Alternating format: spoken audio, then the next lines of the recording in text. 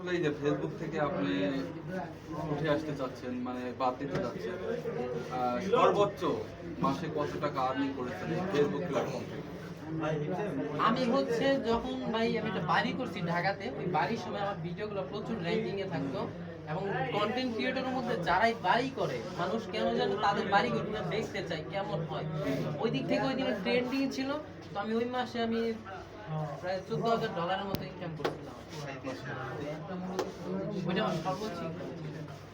এবং মান্থলি এখন কিন্তু এখন অনেকটাই কমিয়ে দিয়েছে ইনকাম। এখন কেমন ইনকাম হয় মাসে? এখন আমি টুকটাক ভিডিও বানাই, তারপরে ভাই এই মাসে গত মাসে $600 পাইছি, আর রানিং মাসে আসছে মনে হয় 600 প্লাস আছে। মানে টুকটাক আমি আগে তাও যদি ভিডিও নিয়মিত বানাই হাজার খানি ঘুরবে, কিন্তু কষ্ট হয়ে যায় কন্টেন্ট তৈরি করতে।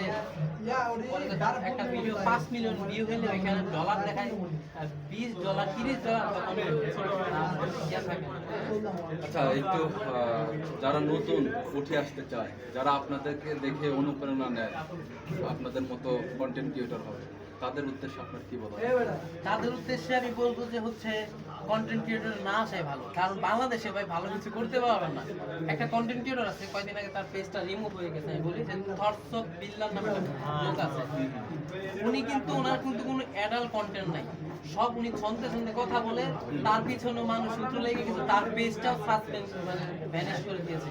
তো বিষয় হচ্ছে বাংলাদেশের মধ্যে আপনি যাই কিছু করেন না কেন, যখন আপনি মানুষের চোখে নজরে চলে আসবেন তখন আপনি ধ্বংস হয়ে যাবেন। তো যারা নতুন আসতে চাচ্ছে তাদেরকে নিষেধ করতেছেন? তারা অন্য কিছু করবে, কন্টেন্টে এখন মজা নেই। ইউটিউব করবে, ইউটিউবে তাও কিছু পারবে, কিন্তু ইউটিউব হচ্ছে আরো কষ্ট।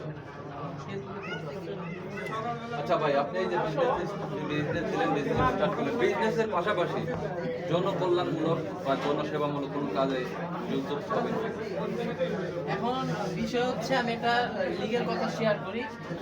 আমি হচ্ছে আমার নেত্রকোনাতে আমি ত্রাণ দিছিলাম বন্যার সময়, তখন আমার এলাকার দু একজন লোক বলতো যে এরকম যে ও হচ্ছে অনুদান ওঠায়, অনুদানের টাকা নাকি আমরা মেরে খেয়ে ফেলি। আমি সব টাকাই দিতাম, আমি আমার জায়গায় 2 টাকা রাখি না, কিন্তু মানুষ যখন পিছন থেকে এই কথাগুলো বলে যে ও 10 টাকা আনে মানুষদেরকে 2 টাকা দেয়, তখন আসলে জনকল্যাণে মানে যে ভিতরে যে চাহিদাটা থাকে ওটা থাকে না, মরে যায়। যে আমি মানুষকে উপকার করতে যাব, ওই মানুষটাই আবার ভোটা দিল, সেগুলো এখন আমি করি না। আপনি মানুষের পাশে দাঁড়াতে চান না বিপদে? মানুষের পাশে হচ্ছে ওই যে ওই দিন মাইলস্টোনে যদি বিমান দুর্ঘটনা হয়, ওই দিন কিন্তু আমি একটা হাইস গাড়ি নিয়ে বন্ধু বান্ধবকে নিয়ে ব্লাড দিয়ে আসছি। আমি আমার ব্লাড নাই, আমার ওজন কম।